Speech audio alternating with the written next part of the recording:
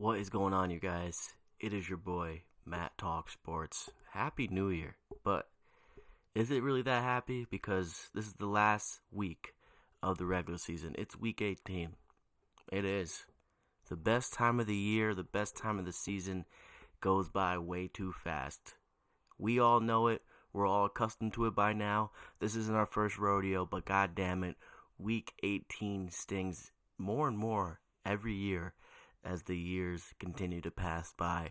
And listen, there's some fans this season that are happy to see their team's season come to an end. A lot of times when you're a fan of a team and they're bad, it's a chore to watch your team week in, week out when you know what the result is going to be and you know what the product's going to be. Some fans are happy their team is in the playoff or finally back in the playoffs. Other teams and the fans that team has, they aren't really that hopeful. They aren't really that hyped. And probably for good reason or probably just for superstitious and anxious reasons. So, hey, we are in week 18. And to be quite honest with you guys, not that many good games in week 18. A lot of teams benching their quarterbacks so they're healthy for the playoffs. A lot of teams on their last legs. A lot of teams and the players that are on those teams have their cars already packed up, getting ready to go cross country or across the world. Well, there's about 4 to 5 good games this weekend. Really, the 2 games on Saturday are great, and the Sunday night game is important. Wouldn't really call it great, but that's about it. And no Monday night football, no Thursday night football. Obviously, as we all know, in week 18, that stings. Less NFL football in our life, but nonetheless, we are in week 18. So let's talk about it. And I also want to talk about a couple of the vote scenarios pertaining to the MVP because I have my piece about who I think should win the MVP. No bias. If you look behind me, I'm a Bills fan, but objectively, I am pretty confident and certain someone should win his MVP and his first MVP of his career. But before we get into that, if you made this far in the video, leave a like, comment, and subscribe right now at Matt Talk Sports, and feel free to share this video to anyone who loves the NFL and football as much as you do. So, let's get into it. Before we talk about the games, because there's a lot of games to talk about, obviously the games that are non-important and a non-factor, I probably won't talk about too long. We'll be saying goodbye to those teams, some reluctantly, but some, for the most part, for the greater good. But first, let's talk about MVP, because I don't know when this is the last time you guys looked at MVP odds, or I don't know if you guys ever look at the MVP odds. If you're in New York, those odds are hard to come by because you're not allowed to bet on those markets. But after last weekend, listen, I get Matthew Stafford threw 3 picks against Atlanta and lost in Atlanta. But the odd discrepancy for the MVP race in the NFL is ridiculous. In case you didn't know, Drake May, second-year player in the NFL, is a minus 350 favorite to win the NFL MVP, which is wild. That's wild to me. Listen, Drake May, if he wins MVP, he has a legitimate argument to say he deserved it, because this is a very good two-headed race. Matthew Stafford, in my opinion, should deserve it. Granted, Matthew Stafford has the better weaponry. He had Devontae Adams, Blake Corum, he had Kyron Williams, and Puka Nacua specifically being the biggest weapon of that arsenal. But Stafford deserves this MVP, man. Listen, 42 touchdowns, and you can argue most top-tier NFL quarterbacks would put up the same numbers or more. Like, I think Josh Allen probably had 50-plus touchdowns in this offense. Probably the same with Patrick Mahomes, and you might say the same with Drake May. And listen, Drake May took a team that was a 4-win team last year and turned them into a 12-plus win team this year, which is exceptional and great. And Stafford also has the best NFL coach in the NFL in Sean McVay. So it's a tough argument, but I think the vet deserves this, Matthew Stafford. I really do. He has 12 more touchdowns. All the talk heading into this year about, is he going to be able to play? Is he going to throw his back out? That got shut up real quickly, seeing him play to start this year, and he's been excellent. And he had 2 bad games down the stretch. But this is ultimately a 17-game season. Week 18 we are in, but it's a 17-game season where most of these guys play. So at the end of the day, Matthew Stafford had, 14 great games out of 17 games he's played? Drake May has probably been the most consistent quarterback in the NFL. That has to be said, but Stafford, he is battling the adversity of age, wear and tear, and he still looks like he's somehow in his prime at the ripe age he is at. And to me, he should win MVP because I don't think the last 2 weeks of a season, of an 18-week season, and 17 games played by a player, shouldn't make him fall out of the MVP race that much.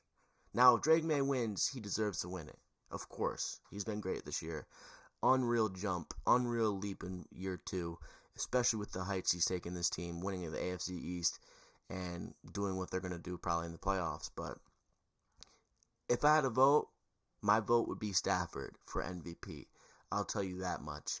And there's a lot of other players I'd vote for in different categories. Like for me, Coach of the Year is Kyle Shanahan without a doubt. Kyle Shanahan, what he's done with this team and the roster that's been so depleted in so many different areas on this team is crazy. Brandon Ayuk hasn't played all year. Not really due to injury. He was injured to start, but ultimately a lot of turmoil leads to him not taking a single snap this year and not playing for the team ever again. George Kittle's been banged up. The whole wide receiver room's been banged up. Now they're starting to be healthy and that offense looks tremendous. But Fred Warner, Nick Bosa, a plethora of other players on defense get injured, but Fred Warner and Nick Bosa are two of the most special and important defensive players to any team in the NFL, and the 49ers are 12-4, and they're starting to pick up speed late in the year. Now, granted, I think the injuries on defense will catch up to them sooner rather than later in the playoffs, but Kyle Shanahan, I know he's already touted to be one of the best head coaches in the NFL, but this year was his greatest coaching display. Because a lot of coaches would have been looking for the excuse and the door out of this season. A lot of coaches, this would have been the hell of a season. He had Brock Purdy out, and they still have 12 wins. Crazy. Kyle Shanahan deserves to be head coach of the year. Mike Vrabel, you took a 4-win team to a 12-win team. You guys had the easiest schedule in the NFL. Granted, you don't make this schedule, but you did. So Kyle Shanahan should be head coach of the year. And I've been saying that before his odds were this good, or at the top of the list. So, Kyle Shanahan and Matthew Stafford, those are my valiant and assertive arguments for those two to win their respective awards. Like, Kyle Shanahan definitely deserves head coach of the year, and I'm not really hearing any other argument. And Matthew Stafford should win MVP.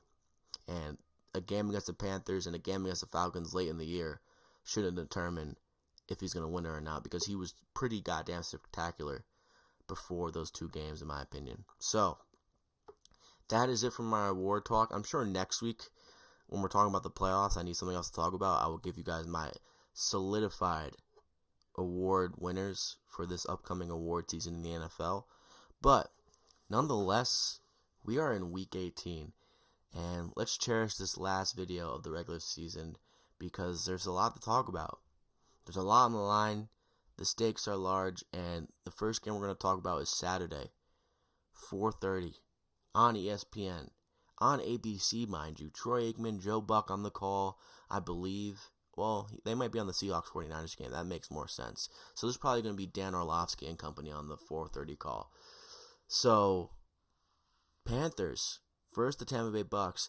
Panthers are 8-8, coming off a loss at home to the Seahawks, and the Bucks started off 6-2, and they're 1-8 since. I mean, this team, I picked the Tampa Bay Bucks to make the Super Bowl, to play the Bills in the Super Bowl preseason. It looked great, it really did. Injuries started to pile up then, and then this team started to fall off a cliff. And now they're like relatively healthy, but Baker's still banged up, and Baker's playing some of the worst football he's played since he was in Carolina. And he's facing his old team.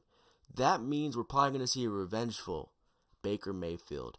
But in the same breath, to me, it is pretty unfathomable how the Bucks are minus 3.5. Like, I understand why they are, but anyone who's been watching this Bucks team, how can you side with them at being favorites? They have lost 4 in a row. 4 in a row. They lost to Quinn Ewers led Dolphins. They lost to the Panthers in Carolina 2 weeks ago. They lost to the Falcons after being up 14 points with 12 minutes left in the fourth quarter. They lost to Tyler Shuck, who I believe is sensational. But man, this Bucks team, I'm sorry. With what they have on offense, they shouldn't be losing to Quinn Ewers. And Quinn Ewers, granted, looked pretty good. But man, are you kidding me? This Bucks defense is horrible as well, and then you're getting the play at offense that you've been getting.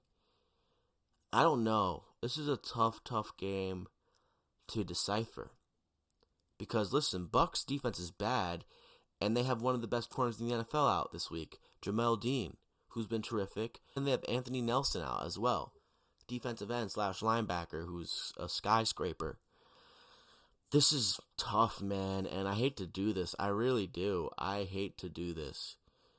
But I think the Panthers win and get into the playoffs, and they beat the Bucks. Now, how the NFL works and how sports works, when you get this many chances as a team, you're eventually going to capitalize on one of these chances, or you're just going to go down in infamy for just being embarrassing, considering the amount of chances you got. Because this Bucks team has gotten a lot of chances. And every week is like they're out of the playoffs, but no, they have a chance because Carolina loses against Seattle or a couple other scenarios. So this team is disappointing, and how the world works, Bucks probably get a win here because chance after chance, and eventually you got to take advantage of the chance you're going to get. But ultimately, I think the Panthers are the better team. I think they're better equipped, they're better coached at this point of the year, and they're a healthier team. I think the Bucks defense is bad already, and they're without Jamel Dean. And I think this Panthers defense is really good. This Panthers team looked really good for a half or so against Seattle. Granted, I think Seattle, despite having the best defense in the NFL, is kind of fraudulent. But this Bucks team, this seems square. This does, despite the Bucks being favored. But I have to take the Panthers here. I think the Panthers are a superior team. I think Bryce Young's playing some good ball. I think Rico Dowdle, Chuba Hubbard is going to cause problems for this Bucks defense. Tet McMillan, Jatavion Sanders and company on the receiving core, Xavier Legette, Derek Brown, J.C. Horn, Rose Boom in this Panthers defensive backfield. I think this is going to be a Panthers win as outright underdogs, and I think the Bucks have one of the most embarrassing seasons you can recall. Granted, not a lot of people had expectations for this Bucks team heading into this year, but a lot of people who know ball did. I did. Nick Wright picked them to make the Super Bowl as well.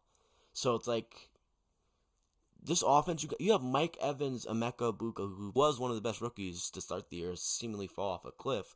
Chris Godwin's back, playing some really great ball. Jalen McMillan, you have legitimately one of the best receiver rooms in the NFL. And Baker is clearly battling a shoulder injury, which was one of the major reasons why he failed in a couple other places before finally getting to Tampa. So this is a tough one, but I have to go with the better team at the moment. I have to go with the better looking team. I have to go with the better defense. I have to go with the better stacked team and the healthier team, and honestly the better coach team at this point. Give me Dave Canales, Bryce Young, Dowdle, McMillan, Derek Brown, J.C. Horn. Just give me those boys. Dave Canales gets the win here. They make the playoffs, and Bryce Young is the Panthers starting quarterback for another year. Granted, they probably make the playoffs, and they probably get the doors blown off of them, but they have a home game. Think about this. Whoever wins this game has a goddamn home game. The NFL can be unfair, but also could be, because they won their division, and they're going to get a home game, because that's how this shit plays out. But Panthers win as underdogs in Tampa, which is something. Moving on to the best game of the weekend, and a game that is going to be awesome to watch on a Saturday night. Seattle Seahawks versus the 49ers, and this is for the 1 seed in the NFC. For the 1 seed, and for the division. What a game. Seattle is -1.5 heading into Santa Clara. And what a game this is. Brock Purdy and this 49ers offense coming off a great performance on offense. Great performance. Granted, against the Bears defense that is horrible and banged up. But Brock Purdy was very impressive. Potentially the most impressive of his career so far. He threw a pick six to open the game. And then he had 5 touchdowns after. I don't think this 49ers team punted after that pick six. And then McCaffrey coming off a 140-yard rushing game. Pearsall, Juwan Jennings, special. And they did that all without George Kittle, with the best tight end in the NFL at the moment, or at least the most vet savvy. Man, what a game. And that offense that looked so great last week, is facing a really great defense in the Seattle Seahawks, and in my opinion, the best overall unit in the NFL, and the best coach. Now, a lot of people watching this video are probably throwing eggs, tomatoes, cans, whatever they can find at me right now, because we all know how great that Houston Texans defense is, especially if you're a Bills fan, because they destroyed and did a lot of other words I can't say to this team at the moment. This is a tough one. It's a tough one, but I honestly think it's pretty clear to me. I think Brock Purdy is going to struggle mightily against the Seattle Seahawks defensive front. And I kind of think, I hate to say this word when talking about sports and analyzing it, but I think the 49ers are due. And this is a primetime game. And anyone who's been watching this channel knows how much I don't trust Sam Darnold. I don't trust this dude in the limelight. I don't trust this dude when the lights get bright. And honestly, how could you have been watching him all of his career? When the lights get bright, that's when no one's home in Sam Darnold's head. And I hate to be that harsh, but it's true. I mean, listen, he was really good in that comeback victory against the Rams, but also he was the reason why the Rams were in that hole. So this is a great game, a great game. We get all these weapons against each other. We get Kenny Walker and Charbonnet versus McCaffrey. We got Njigba versus Jawan Jennings, McCaffrey, Pearsall, Tonjes. We got Sam Darnold versus Brock Purdy. A lot of these players on offense have a lot to prove, or they're already solidified. So that's just great in itself. This is going to be a close game. And as much as I don't trust Sam Darnold in the spotlight, I think there's a lot here that he can exploit against this banged up and due San Francisco 49er defense. Because at the end of the day, in my opinion, the Seahawks can produce what the Bears did on offense against this 49ers defense, despite the 49ers defense being really well coached with the best DC in the NFL and Robert Saleh. I think the Seattle Seahawks can produce what the Bears did on offense, and they can do what the Bears couldn't against this 49ers offense. They can stop them on defense consistently, because that's how good the Seattle Seahawks defense is. Now, when they first faced off, it was a high-scoring shootout. I believe it was the first game of the year. It was a great game, probably the best game that weekend outside of the Bills versus Ravens. But that was a terrific game, and it was at home. And actually, it wasn't a shootout. It was just 17-13. But my point still stands with this. Seahawks are a better team away than they are at home. I mean, that's just the fact of the matter. Seahawks are 7-1 away. Granted, the 49ers are 5-2 at home. 6-2 at home for the Seahawks and 7-1 away for the Seahawks. This is going to be a great game, but ultimately the 49ers defense was way more healthy in week 1 compared to week 18. I don't think they will get enough stops against the Seahawks offense. I think Darnold, Cooper Kupp, Njigba have a day. I think they do. I think they exploit this 49ers defense, and I think everyone who's been waiting for this 49ers defense to show signs of blowing games, they're going to prove it here. Like, granted, they got enough stops against the Bears to get the win. They were able to force 1 3-and-out, I believe. But I think they're going to have a hard time here. They got to worry about Charbonnet.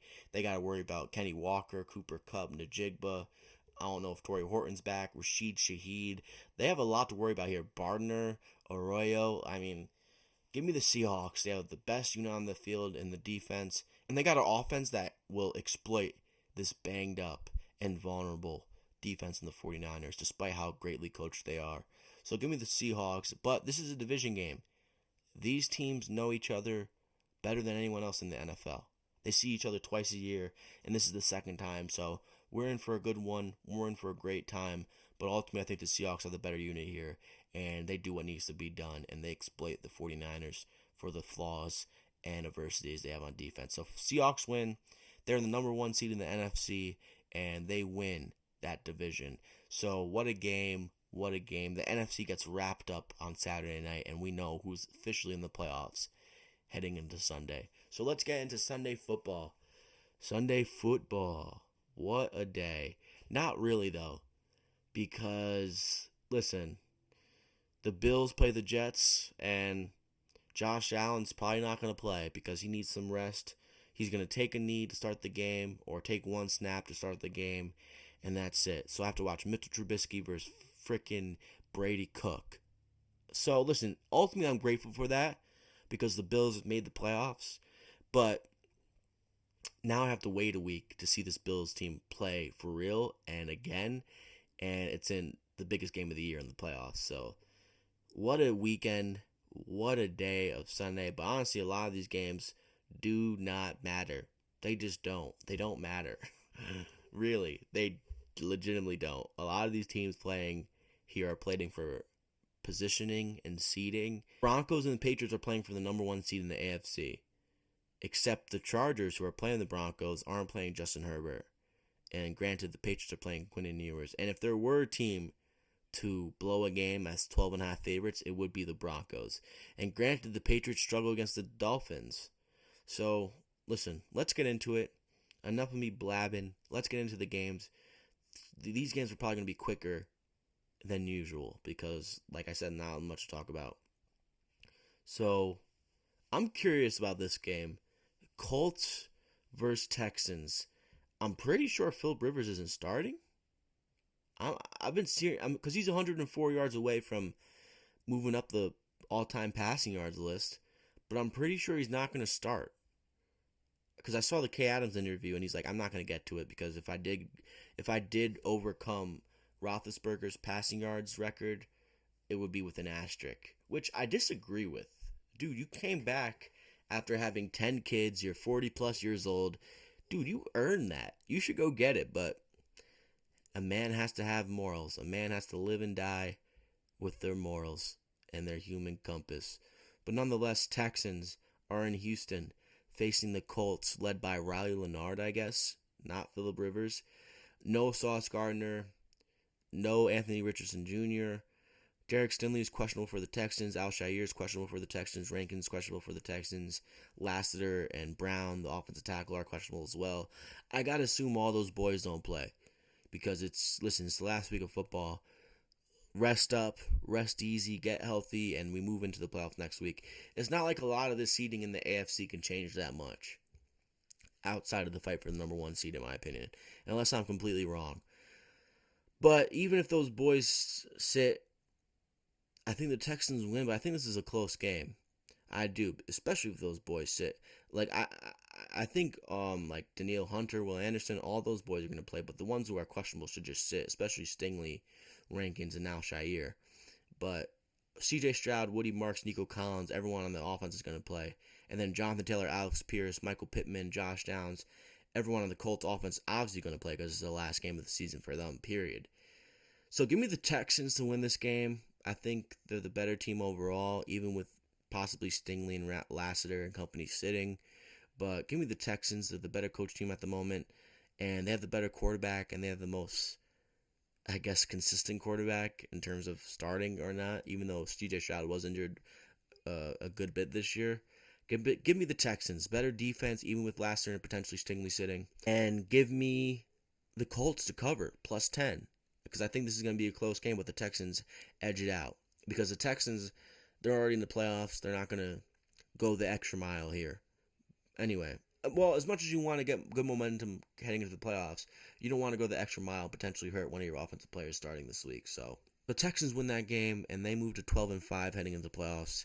And the Colts' final game of the year, after starting so hot, who could have predicted them falling off a cliff like this? I could have. Granted, I didn't think Daniel Jones was going to get injured, but I think they would have met the same fate. So the Colts, they moved to 8-9. Texans, they moved to 12-5. Moving on, Cowboys versus Giants. What a shit show. This should be a relatively fun game, but it doesn't matter. Cowboys can't play defense. They just released Travion Diggs, who got picked up by the Packers, which is funny. Javonte Williams, Terrence Ferguson, they're all questionable for the Cowboys. Dexter Lawrence, Wan'Dale Robinson, Javon Holland, Abdul Carter are questionable for this game as well. Now, here's the thing about this game. Giants lose, Raiders win. Giants have the number one overall pick in the NFL. So keep an eye on that. And ultimately, I think the Giants are playing some horrible football. They beat the Raiders because they don't know how to lose games they're supposed to lose. And honestly, that should probably fall into this category as well. They don't know how to lose games they're supposed to lose. And this is the game they should lose, and they're supposed to lose, and they should and need to lose. But ultimately, They will lose because I don't think they're a better team than the Cowboys. I don't. I don't. I think the Cowboys, they win the final game of the year. They moved to 8-1. I think their offense steamrolls this Giants defense. And I think despite the Giants being defensively better on paper and having a good performance last week against the measly Raiders, I think the Cowboys slightly, after releasing Travion Diggs, have the better defense and they're the better coach team at the moment. So give me the Cowboys. Giants lose a much needed lose game, and Giants, they move to 3-14, and the Cowboys, they move to 8-1 on the 2025 NFL season. Moving on, Bengals versus Browns. Cincinnati Bengals are -7.5 in Cincy, facing the Browns. It was a low-scoring affair the first time around. No Quinshon Judkins. Myles Garrett is questionable. He should play because he needs to break the sack record. That's about it for the Browns. And then Chase Brown is questionable with illness. He's going to play. This Bengals team over the past two games have been humming. They beat the Cardinals handily, and they beat the Dolphins very handily. They've scored 37-plus points in the past two games. And through the past four games they played, they scored 30-plus. So this team is humming. And they're looking to end their season strong. And honestly, I just have to say this. I think this Browns defense is good. I think it's a relentless and gritty one. But in enemy territory, I think the Bengals do what they need to do here. I think they win this game, and they head into this season upset with the result, upset with Joe Burrow not being able to stay healthy, upset with some of his pressers. But ultimately, their team is too talented to be that concerned about next year. Granted, they probably miss the playoffs again next year. But you have Jamar Chase, T. Higgins, and Joe Burrow. You have to take your chances. And the run game and the O-line, how they looked all year, and it's probably the best O-line Joe Burrow has ever had, which is not saying much. You got to be a little bit moved heading into next year. You got to look at some games saying, hey, if that went this way, this went that way, we might be in the playoffs. But I think the Bengals win, and it's basically due because I can't pick Shedeur to win shit. Granted, I knew that Browns and Steelers game was going to be close. Shedeur, they won in spite of Shedeur. So Shedeur Sanders gave one of the worst quarterback performances of the year last week. And I'm not really hearing otherwise. People commented under my Browns and Steelers video, Shedeur outplayed Aaron Rodgers. But guess what? Aaron Rodgers is 40-plus in the year 2025. Not that big of a deal. That's like saying Josh Allen played Aaron Rodgers. What a performance. Not in 2025. Maybe in 2020. But nonetheless. Bengals, they dominate here, but I think Myles Garrett breaks the season sack record, which would be awesome to see. Bengals, they move to 7-10. They finish their season out strong, and they cover against the Browns in Cincy, and they score 30-plus. Browns, they fall to 4-13. Moving on, Saints versus Falcons. This is a good game, mostly because I've been shucking and jiving. Tyler Shuck versus Kirk Cousins, and this Falcons team is humming. So is the Saints team. Both of these teams are hot. Saints won 4 in a row, won 4 of their last 5, and Falcons have won 3 in a row, 3 of their last 5. This Falcons team would have been in the hunt for the playoffs if they beat the Jets, which is very funny if you think about it. And the first time these two teams met up early in the year, they beat the Saints in New Orleans. This time they're in Atlanta. Kirk Cousins was a part of that game as well. 2 touchdown passes. They beat the Saints 24-10. And Tyler Shuck did not have a great game, 30 of 43 with 1 pick and 300 yards passing. But Tyler Shuck was playing great. That Titans and Saints game last week was legitimately one of the best games of the year. That game I watched from start to finish for some reason, and I had a blast. This Saints team is humming. Chase Young, man, what a performance last week. This dude is looking like his old self, or the first version of him we saw. The problem with this game is Chris Olave probably not playing this game. And if you don't know, Chris Olave has 100 receptions on the year, 1,163 yards, and 9 touchdowns. So they are depleted in the receiving core. And Kamara is questionable, but honestly, Kamara is way past his prime. And honestly, who really cares if he plays? He's not the same player to watch. But this Saints defense, yes, it let up 26 points last weekend. But Cam Ward was playing really good last week. Tony Pollard was running the ball really well. This is a tough game. I think I have to favor the Falcons here. They moved to 8-9. Saints, they moved to 6-11. But I'm rooting for Tyler Shuck to get another win because I love this dude. I love Tyler Shuck. And this Saints defense could keep them in the game, but ultimately if Drake London and Kyle Pitts play, I think this Falcons team is better, and I think this Falcons defense, despite the Saints defense potentially haltering this Falcons offense, I have to assume the Falcons defense is going to make this Saints offense struggle quite mightily. I think this Falcons defense is very good. I think they have some great pieces for the future. They just have to figure out their quarterback, because you have Bijan Robinson, Kyle Pitts, Drake London, and your defense is very good. Dolores, Pierce Jr., Walker, and then you have great corners. And then you have a great safety in Xavier Watts. This Falcons team is set for the future if they can somehow get a quarterback, which I don't know how they're going to do it this year. Maybe they move up. Maybe they take a chance on someone late in the rounds and they pray he's going to be good, because Michael Penix is not the answer, especially with all the injuries he has. And honestly, that pick is baffling. I don't see how that pick works out. But I think the Falcons win. They win 4 in a row at the end of the year. And with no Chris Olave, the Saints are not going to have a chance to win this game, in my opinion. Falcons, they covered the spread of 3.5. They moved 8-9. And the Saints, they fall to 6-11. Moving on, Packers versus Vikings. Listen to how crazy this is, man. Vikings are minus 6.5, minus 8.5 in Minnesota. The Packers have to be resting all their starters. Malik Willis is questionable, so maybe they're on a third-string quarterback here. If that is the case, then this line is justified and they probably cover. Vikings defense is very good, and third-string quarterback, starters rested. Don't see how the Packers win this game. But also, Max Brosmer is probably going to be the starting quarterback for the Vikings. J.J. McCarthy is iffy for the start, but if he starts, you feel a little bit better about the spread and taking it. But honestly, this is a game, as a viewer and as a bettor, you stay away from, because this line is minus 8.5 for the Vikings, and the Vikings are 8-8. But I will say this: the Vikings are another team where I'm like, I believe in their future.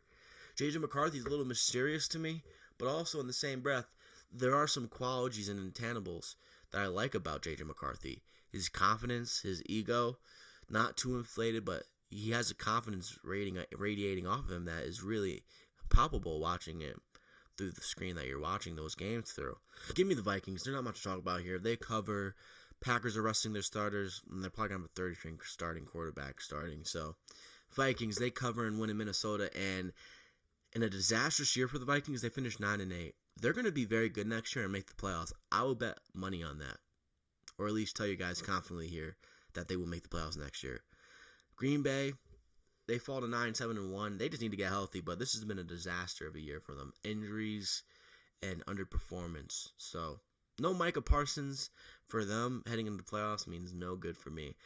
Packers, they fall to 9-7-1, and the Vikings, they move to 9-8. Titans versus Jaguars. Cam Ward versus Trevor Lawrence. Cam Ward, man, he was really great this year. Not great, but he was good this year. Very good this year. I like Cam Ward a lot. I think he's the QB of the future in Tennessee, and potentially the QB of the future in the NFL. 15-7 to end the year. I like him, man. I really like Cam Ward. That Tyler Shuck and Cam Ward showing last week was great. Tony Pollard, 1,000-yard rusher this year, 5 rushing touchdowns. And this Titans defense, outside of Kaiir Elam, isn't the worst. Granted, they let up 34 points last weekend to the Saints. This is a rough game.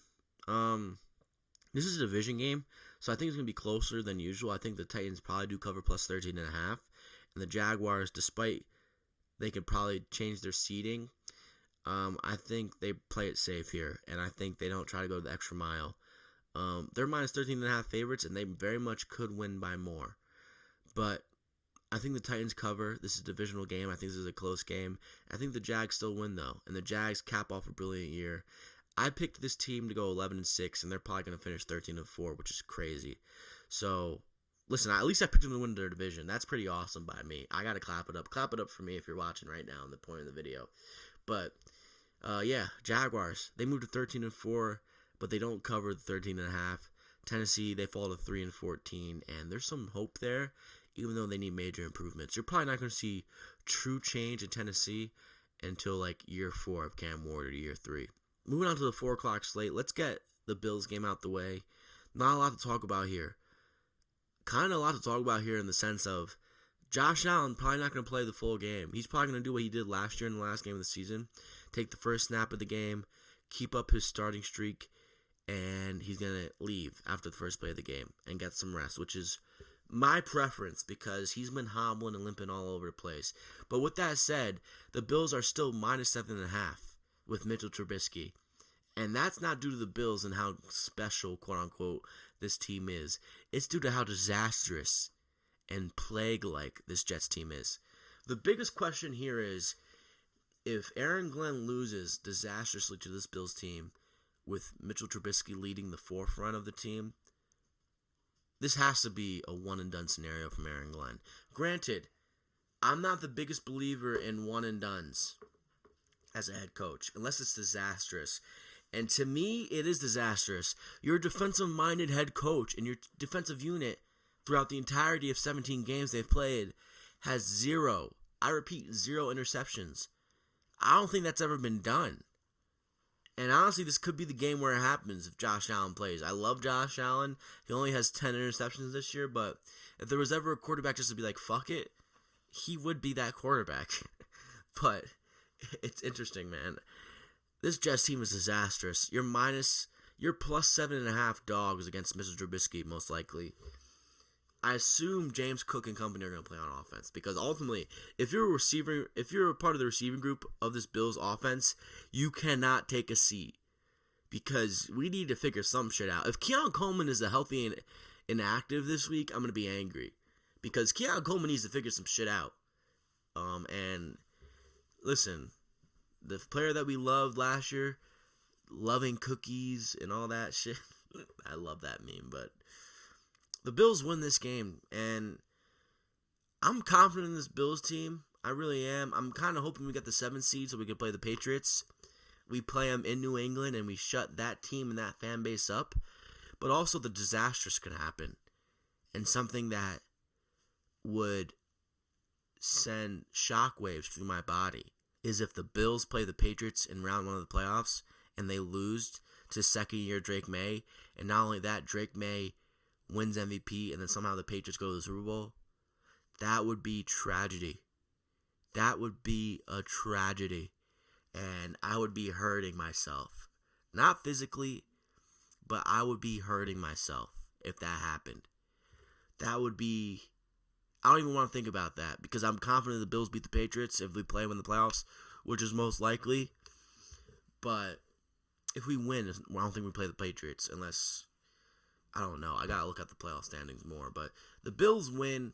Josh Allen doesn't play the full game. And listen, this is this game where, like, James Cook get the rushing title this season and then head out of the game. And then everyone else stay healthy because we have a big week next week. And we need our heads straight and narrow. The Bills win. They probably cover against this measly Jets team. But it's not a game you really want to watch. But as a Bills fan, you got to watch it because... last regular season game of the 2025-2026 season. Moving on, Cardinals versus Rams. What a disastrous showing from the Rams recently. Lost 2 of their past 3, and they've lost 2 in a row.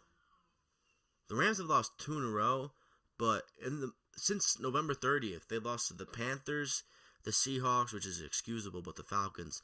Honestly, as a Rams fan, as a Rams organization, losing to the Panthers and the Falcons is inexcusable, but honestly, losing to the Seahawks the way you did is pretty inexcusable as well. But this past Monday night, I said it in my prediction video the week prior. I said it in my recap of Week 17 too. I'm like, everyone is ranting and raving about this Rams team, which I can see why. I can see why you're falling in love with this Rams team. They have Matthew Stafford, Kyren Williams, Blake Corum. They have Devontae Adams, Puka Nacua. They have a plethora of weapons, and then they have Sean McVay. But this defense for the Rams has been one of the worst in the NFL recently. So, this team is underwhelming. Like, they let up 195 yards rushing to Bijan Robinson, which is crazy. 195 yards rushing to Bijan Robinson last week. Kirk Cousins only completed 13 of 20 and threw for 126 yards. Stafford had 3 picks. So everyone who was writing home about the Rams being the easy walk-in from the NFC to represent the NFC in the Super Bowl, I was calling malarkey, and I predicted them to beat the Falcons. But now, after the Falcons lost, I'm like, that prediction might even reign even more so true.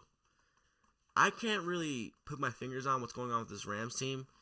They have enough talent to win at least one playoff game in the playoffs this year, but with how their defense is moving and with how the Eagles own them, I think the Eagles should be the favorite in the NFC. And I haven't looked at the odds recently, but they should be. And I know it's been ugly. I know it hasn't been pretty, but they've been here, done that before.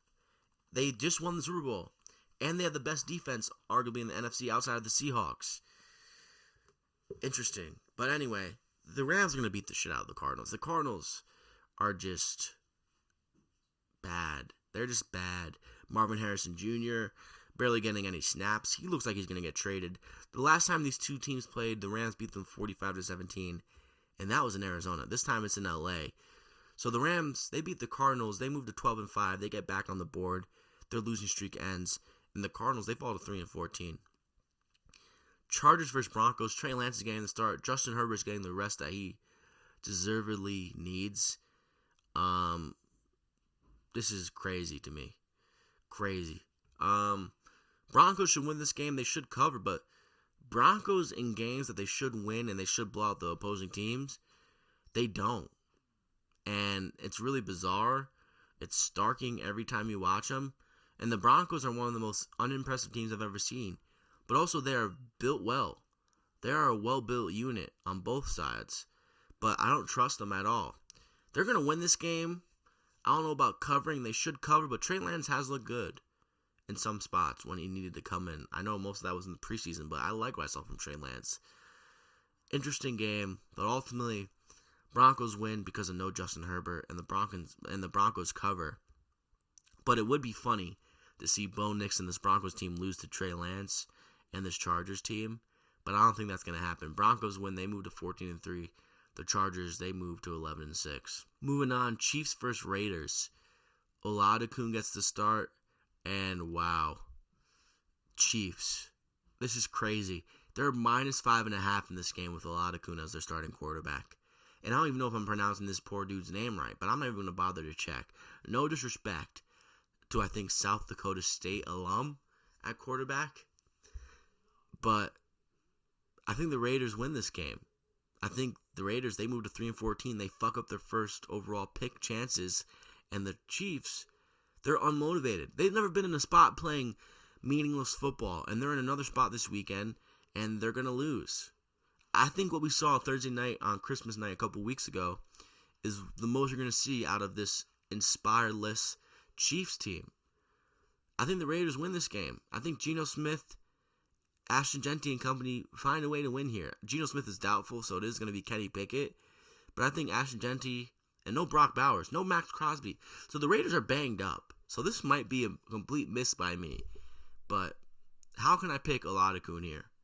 I have to go with underdog here. And I have to go with the most interesting scenario in this game. The Raiders blowing the number 1 overall pick chances. And the Raiders, they move to 3-14. And the Chiefs, they fall to 6-11. Dolphins versus Patriots. Patriots should get the win here. They'd probably be benching their starters by half. But let me say this. Dolphins do give the Patriots problems. They do. And that's just what happens. The biggest thing here with the Patriots is how the Diggs scenario with him in trouble with the law enforcement plays out, and how the Chris Barmore scenario of him getting in trouble with the law enforcement works out. Because what's going on over there? And by the way, Mike Vrabel not being disappointed by allegations, weird thing to say. Because yes, innocent until proven guilty, but the allegations are disappointing. Because of possibility it's true. So what a weird statement by Vrabel. But the Patriots should win here. They've looked great. They looked really great ever since that Bills loss. They showed fight in adversity. They overcame a deficit against the Ravens. They blew out the Jets. It was 35-3 at half. And the Dolphins are coming off a win, and I don't see them winning another game with Quentin Ewers. Patriots win. They cover the 10.5. And the Dolphins, they move to 7-10. And the Patriots, they move to 14-3, and they cap off a great regular season. Eagles versus Commanders. This is a plus 4.5 game. I have to assume the starters for the Eagles aren't going to be playing because the 1 seed's already locked up. They already won the division. So everything is pretty set in stone. Marcus Mariota isn't playing for the Commanders. It's Josh Johnson getting the start.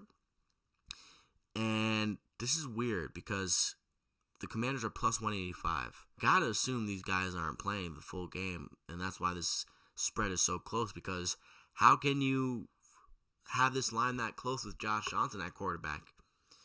I don't see how you can have this line that close. Granted, Josh Johnson and the Commanders put up a fight against the Cowboys, but the Cowboys were playing meaningless football on Christmas Day. So, I don't know. I think the Eagles win, but the Eagles fuck up in spots like this. They play down to their competition, and they play up to their competition. And in this scenario, they would be playing down to their competition. So, give me the Eagles. They move to 12-5, but Commanders, they cover the 4.5. This is a 3-point game. Eagles win 20-17.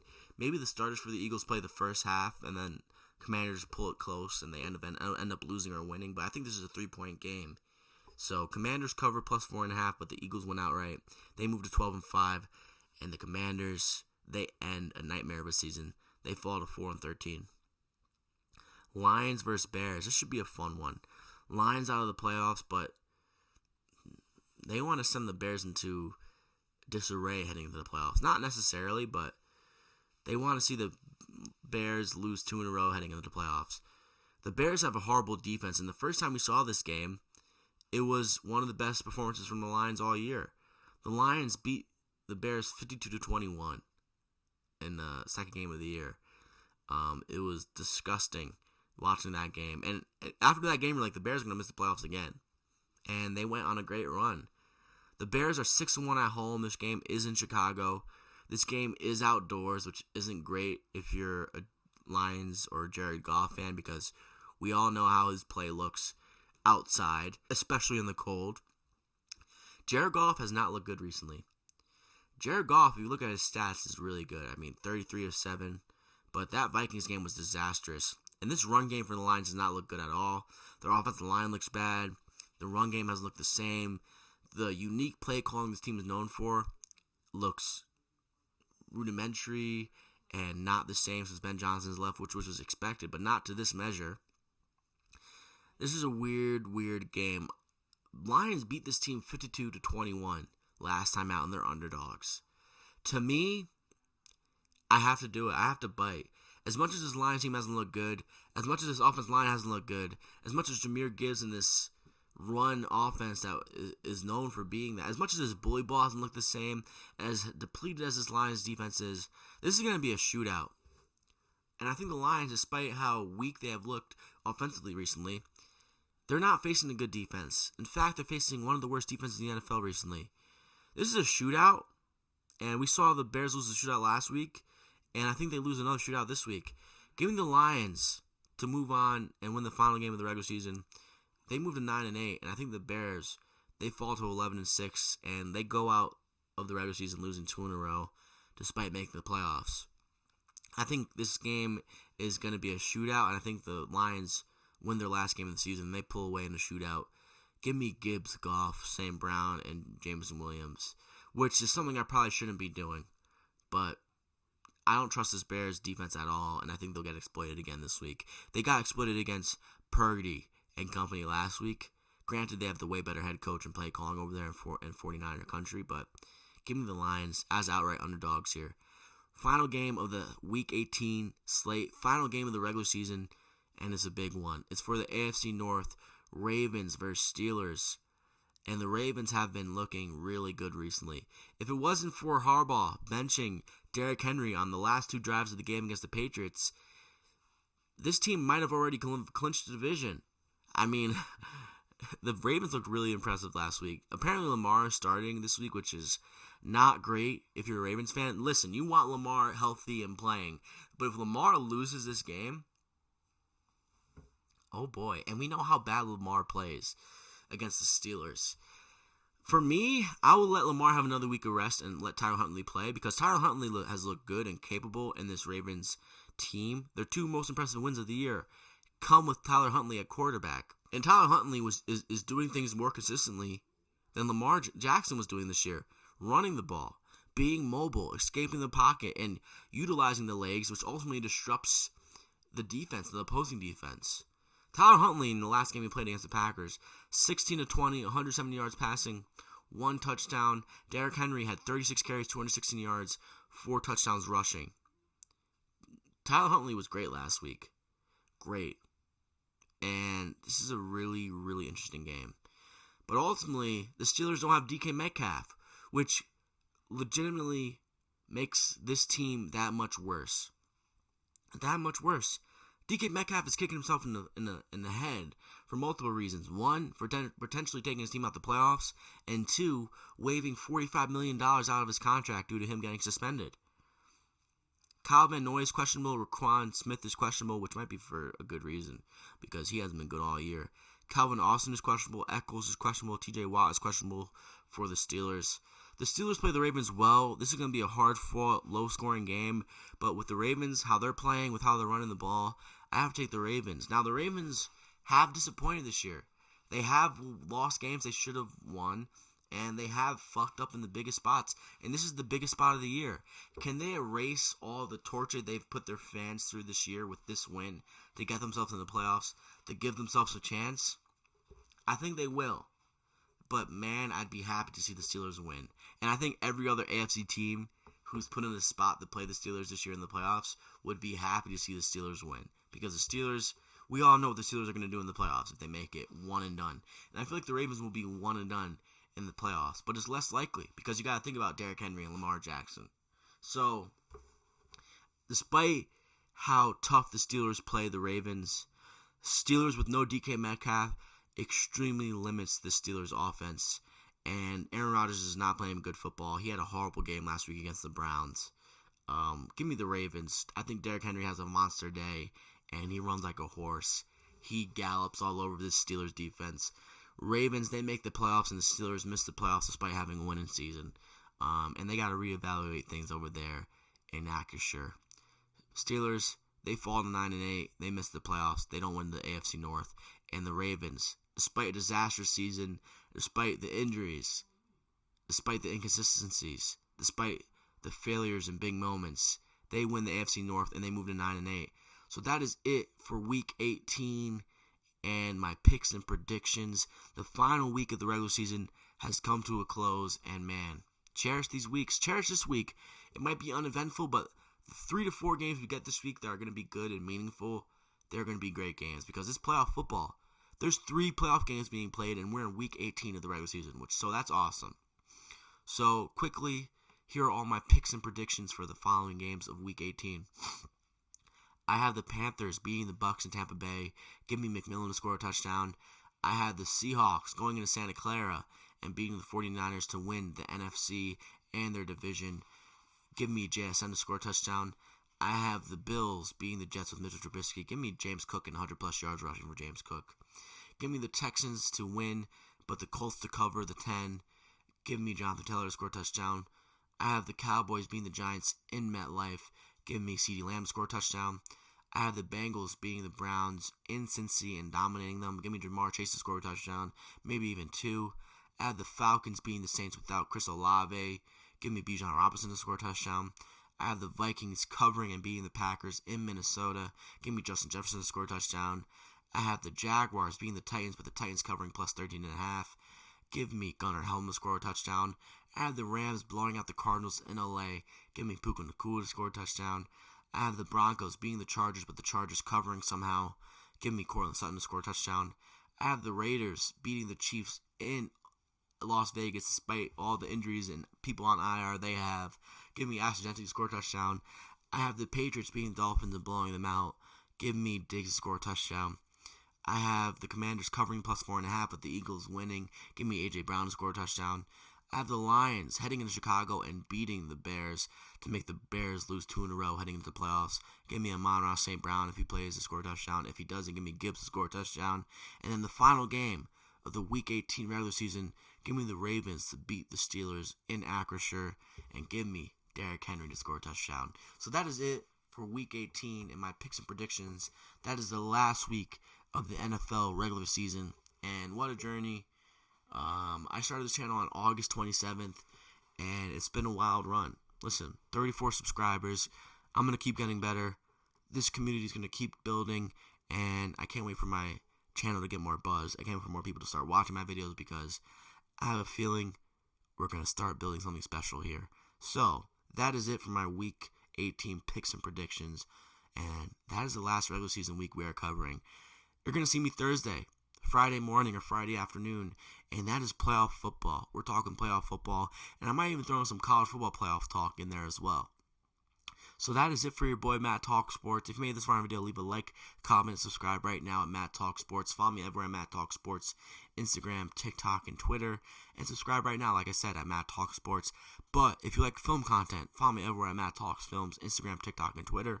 And also, I have a YouTube channel, reviewing, talking movies. Going to start talking the Oscar race this upcoming month. And subscribe at Matt Talks Films on YouTube, and I'll see you there for more content regarding film. So, that is it for your boy Matt Talks Films and Matt Talks Sports. Last week of the regular season for NFL. Let's go, Bills. Every team who's heading into the playoffs, just get healthy and let's get to the playoffs because the regular season is over and we're already in it. So, let's go. Let's go, Bills. Let's finish the regular season strong. Let's finish the last game in Highmark strong. Let's get the win before we move on to the new stadium in New Highmark. So, let's go, Bills. Let me know if you made this far in the video in the comments. Like, comment, subscribe. But nonetheless, I'll see you Monday for a full recap of Week 18.